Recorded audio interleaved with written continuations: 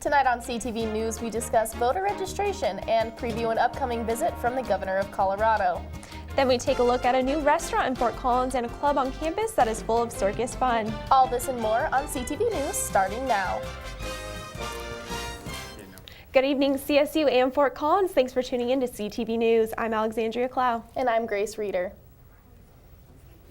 Colorado Governor John Hickenlooper will be on the CSU campus tomorrow, Friday, October 21st, for a town hall meeting and government expo. Hickenlooper and Lieutenant Governor Donna Lynn will provide opening remarks, after which a question and answer session will take place. Additionally, Hickenlooper's cabinet members will give presentations on topics such as funding for higher education, the state budget, the I-25 corridor, and more. The event will be held at 1:30 in the afternoon in the Laurie Student Center, Ballroom D. Registration to attend the meeting closed today. However, walk-ups will be accepted tomorrow. There will also be informational booths on different governmental departments that will be set up in the LSC Ballroom lobby from 12 to 3:30.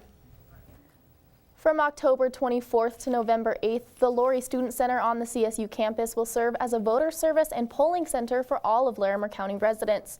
The center, which will be located in the North Ballroom of the LSC, will provide voters a place to drop off completed ballots, change their voting address, register to vote, or cast a ballot in person. Mail-in ballots have started to be sent out this week to Colorado voters. The last day to register to receive a mail-in ballot is October 31st. However, people can continue to register to vote up until the day of the general election, November 8th. You can register online at the Colorado Secretary of State's website, visit the Voter Service Center in the LSC, or use the designated voter registration computer stations in the atrium of the Morgan Library. A new restaurant in the southeast part of Fort Collins called Locality takes a whole new meaning to the word local. This new restaurant focuses on quality, locally sourced farm-to-table food. The chef of Locality wants to define exactly what Colorado cuisine is through their dishes. The atmosphere of Locality is very laid back but elegant at the same time. Locality has a full outdoor patio, a bar, and multiple TVs. We wanted to do a restaurant up in Fort Collins, so I live in southeast Fort Collins and thought this would be a good spot to open a similar style restaurant, but hyper-focused on locally sourced products. So every one of our dishes is sources products from local farms and ranches. Not only does Locality offer farm-to-table food and incredible artwork, there are countless drink options as well. We source a lot of local stuff, a lot of local breweries, a lot of local distilleries are popping up everywhere, so we make a lot of craft cocktails with all that stuff. We have an extensive wine list, 50 or so bottles, multiple wine somms on staff that choose those bottles and come out and give us a try, and you know, we're here for special occasions as well as you know, your weekly dining out and stuff. So. Locality opened its doors just last week and has hours from 4 p.m. until 10 p.m. Lunch will be coming soon, which will extend the hours. If you are looking to try something different for dinner, Locality is located at 2350 East Harmony Road. Tomorrow, CSU will host their first ever virtual reality symposium. Virtual reality experts from across the nation will be in the Laurie Student Center Ballroom A from 9 in the morning until 12 in the afternoon. There will be different keynote speakers, panels, and lightning talks throughout the day that will discuss the developing world of virtual reality. Those who attend will also be able to ask experts questions, see demonstrations, and of course, try out virtual reality for themselves. New research is being done by CSU Associate Professor on how to decrease misuse of cannabis among college students. Nathaniel Riggs, who works in the Department of Human Development and Family Studies, is researching substance use social norms among students. This includes how a student views the popularity and acceptability of marijuana use. Riggs will mainly gain student perspective through an online survey. The information gained through the study will be used to address the different negative social and health effects on an individual in the community with regards to cannabis misuse. Even with over 600 clubs on campus, it may still be surprising to some that CSU has its very own circus club. If you are strolling through campus on Friday or Saturday afternoons, you have likely seen the CSU Circus Club practicing on the Morgan Library lawn or in the Oval. This club is dedicated to learning and mastering any art associated with circus. And so many people have always wanted to learn how to juggle, and this is a great opportunity where you can mess around, you can drop things, and everyone's really supportive to help you develop the hand-eye coordination and see you through it. Okay, Shane, you got it. Yeah, Shane's got it. The Circus Club prides itself with its supportive atmosphere and teaching mindset during their practices. My favorite thing to do is teaching others different skills, and my favorite part is when you see that spark in their eyes when they figure it out. Second-year student Seth Trujillo has learned many tricks since joining the club as a freshman, his favorite being the devil sticks. Basically, you have these two sticks and you toss and turn one in between the two. It sounds pretty easy, but it's actually really difficult. It's different. Unlike juggling or poi, there's always a specific general motion you can make with it. But with devil sticks, you could go from flipping it in between the two sticks each time to just never letting it leave contact. From devil sticks and poi to acrobats and the Chinese pole, the CSU Circus Club has everything for circus artists of any level. Anyone is welcome to attend the club's practices, which are Fridays from 4 to 6 and Saturdays from 2 to 4. To get in contact with the club members, you can find them on Facebook by searching CSU Circus Club. Alex, they came on our interview show yesterday and did some tricks in the studio. It was really cool. I don't know how you guys fit a whole circus in here. I'm kind of sad I missed it. It was cool. They were juggling. They didn't light the sticks on fire in here, but I'd hope probably not. for the best. Nicole Conklin is up next with your weekly weather forecast. Then we have CSU Sports with Ryan Crist and break down the latest presidential debate with entertainment anchor Emma Iannacone. Tune in to KCSU, your student-run radio station at Colorado State University. Live 24 hours a day, every day at 90.5 FM and kcsufm.com. Live local new music now, and news, talk, and sports. KCSU, the radio voice of Colorado State, on the air since 1964. You're watching CTV, produced by Colorado State University students, bringing you news, weather, sports, and entertainment from campus and beyond. CTV live Monday through Thursday at 7 p.m. on campus and Fort Collins on Channel 11. Repeats at midnight, 8 a.m., noon, and 2 p.m. The Rocky Mountain Collegian is your student-run news and information platform. Pick up your paper on campus or around Fort Collins Monday through Thursday with special editions Fridays. And check out collegian.com anytime for all the latest updates. News, sports, entertainment, opinion, and more. The Rocky Mountain Collegian, serving Colorado State since 1891. College Avenue has been your student magazine for the last 10 years. College Avenue prints once a month covering topics that are relevant to the CSU and Fort Collins community.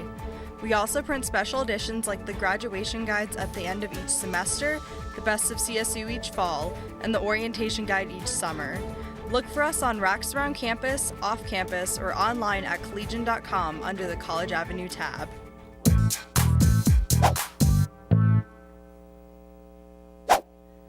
Good evening, ladies and gentlemen. I'm Nicole Conklin, your weather anchor for tonight. Currently in Fort Collins, it's about 49 degrees. It's going to get pretty cool as the night goes on, but it's going to be a relatively clear night. We're not going to have a lot of winds, maybe around 4 miles an hour, but you'll hardly feel a thing. Sunset was about 6:12 tonight, and it's going to get even earlier, around 6:02 next week, and even earlier as we dive into winter.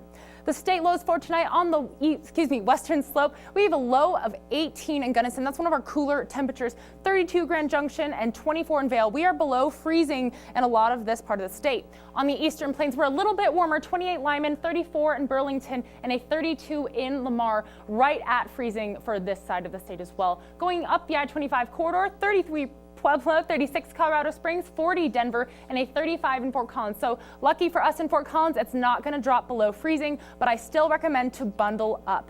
Tomorrow is going to be a little warmer than it was today. It's going to be quite nice, actually. Western slope, 65 in Gunnison, 69 Grand Junction, and a 60 in Vail, hovering around the mid-60s. On the eastern plains, we have a 77 in Lamar, 75 in Burlington, 74 in Lyman, hovering around those mid-70s.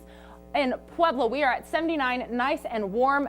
74 Colorado Springs, 74 in Denver, and a 71 in Fort Collins. It's going to be beautiful outside. In fact, around 8 a.m. it's going to be around 41 degrees, nice and clear, and it's going to warm up around noon to 65, staying in those cool fall temperatures, and by 4, warming up to that nice 72 degrees. Definitely get outside and enjoy it while we still can, and it's finally Friday, so what better reason to celebrate? Looking ahead to the week, we have that nice low 70s tomorrow. Going into the weekend, Saturday we're gonna have some clouds roll in. Sunday it's gonna clear up a bit, 74 degrees. But as Monday and Tuesday roll around, we're gonna have those clouds come back, hovering around the low 70s. And Wednesday and Thursday will stay in the low 70s as well. We have that little sunshine on Thursday, but in fact it's going to be partly cloudy.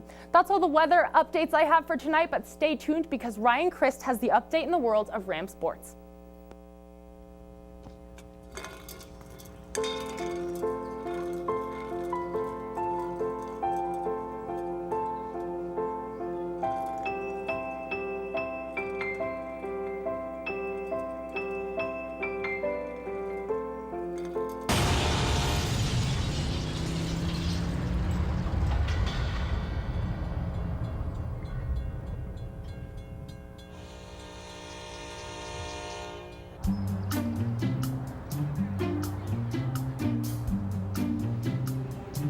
Don't worry, 74 people were picked before me in the NFL draft.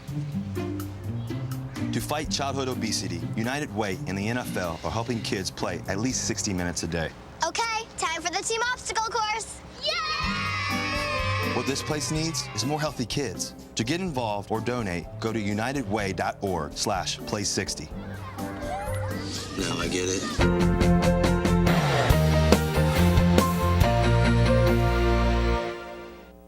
Good evening, Rams, and welcome back from the break. I'm Ryan Crist, filling in for Aislinn Carrillo with the latest updates in CSU athletics. The Colorado State football team will head to Las Vegas this weekend to take on the UNLV Rebels.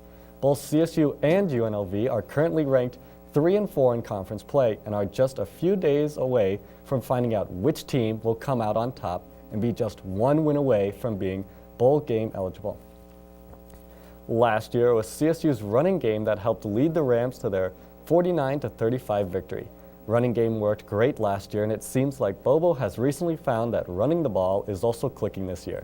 Defensive standouts in last year's matchup with the Rebels were Dante Clyburn and Corey James. Neither of them will be on the field this year as Clyburn is dealing with a medical issue, and James has taken his talent to the Oakland Raiders. However, the Rams can look to their go-to guy on defense, senior linebacker Kevin Davis, to make some big plays. In last week's matchup, the defensive spotlight wasn't only on Davis' redshirt sophomore.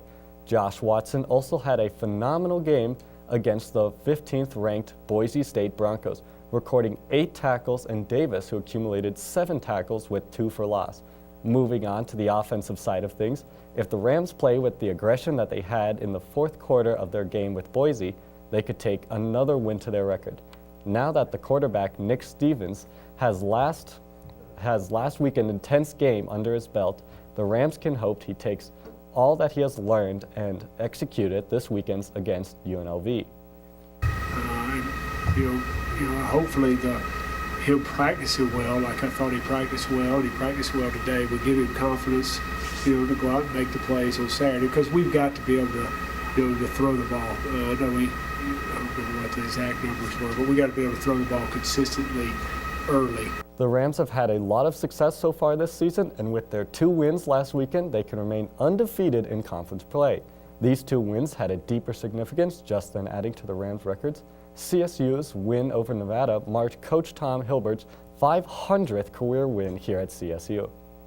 It was the final play of the match, and Ram fans anxiously stood in the stands, awaiting the moment in which they could hold up their signs reading 500 in support of Tom Hilbert's big accomplishment.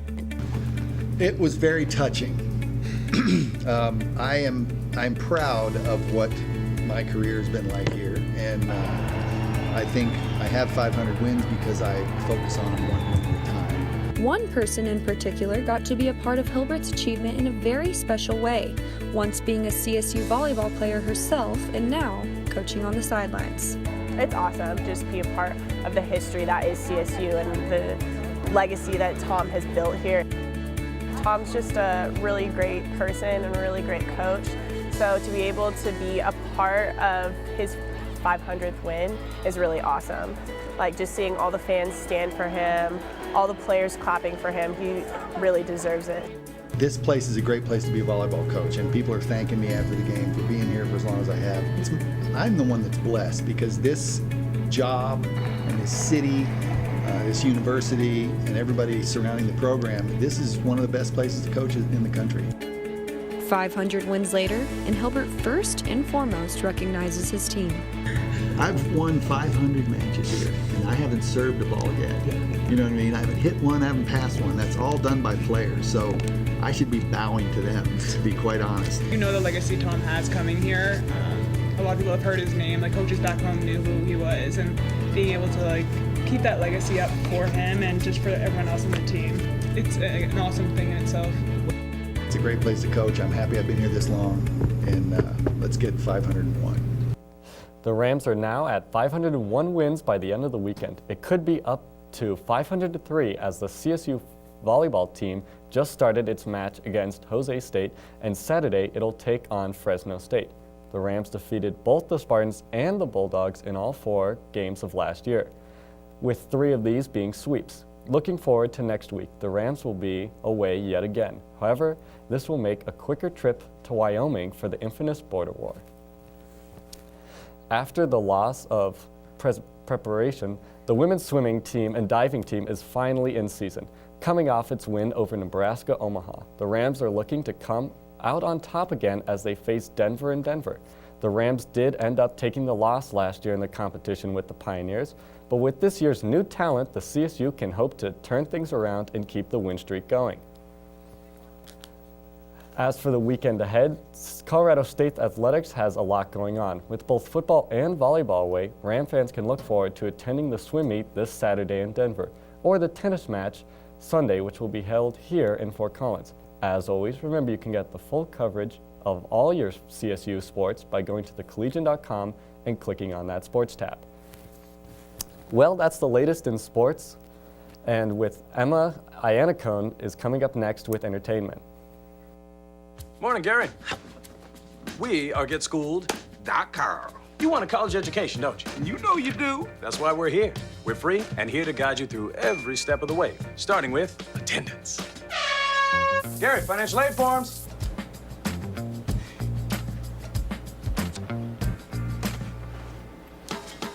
Picking a college, man. You and us. We go together like tacos and Tuesday. And I love tacos. Go to GetSchooled.com.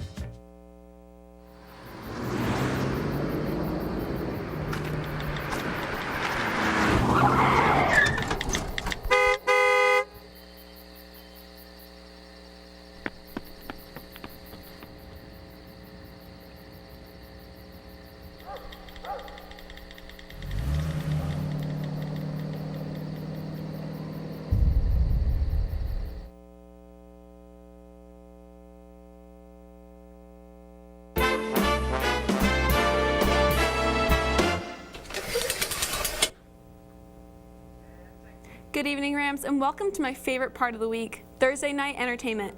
I'm Emma Iannacone, and I have all the latest in local, national, and downright crazy entertainment news. Let's get started.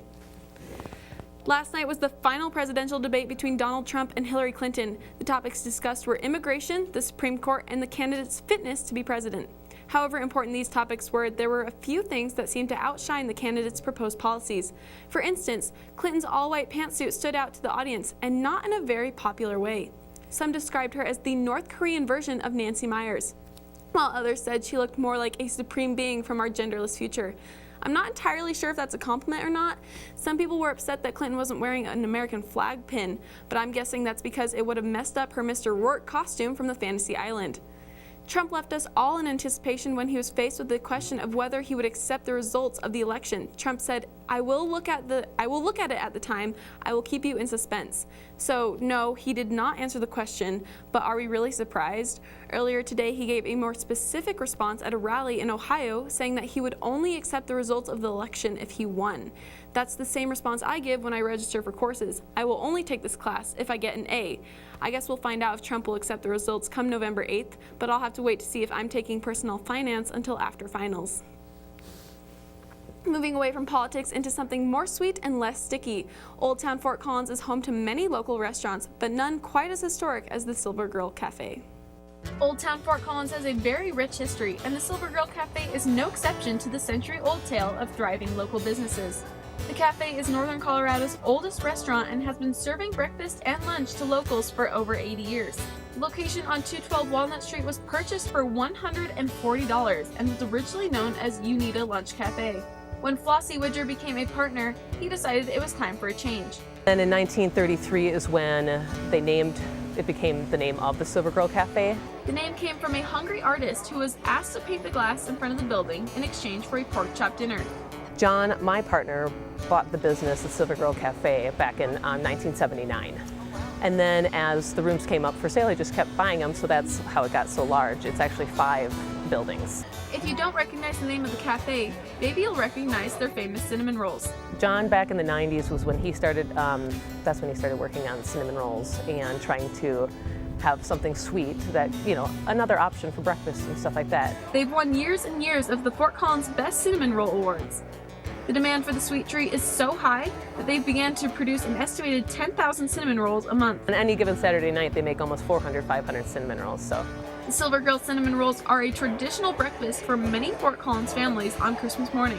Christmas Eve, they make almost 1,600 cinnamon rolls for pickup. It's neat to know that people wake up on Christmas morning to our cinnamon rolls. Like the families who enjoy the food, the Silver Girl Cafe is a family-run business and always has been. We have a family of our own and we want to carry on the wonderful tradition of the Silver Girl. Many of the employees have been working there so long, it feels like home. We're just happy to have such a solid crew, and we know the importance of it. It's really, if you take care of your team, they take care of you, and we really appreciate that. The Silver Girl is proud to work closely with other local Fort Collins businesses, such as Pateros Creek, who helped them create beer cheese soup.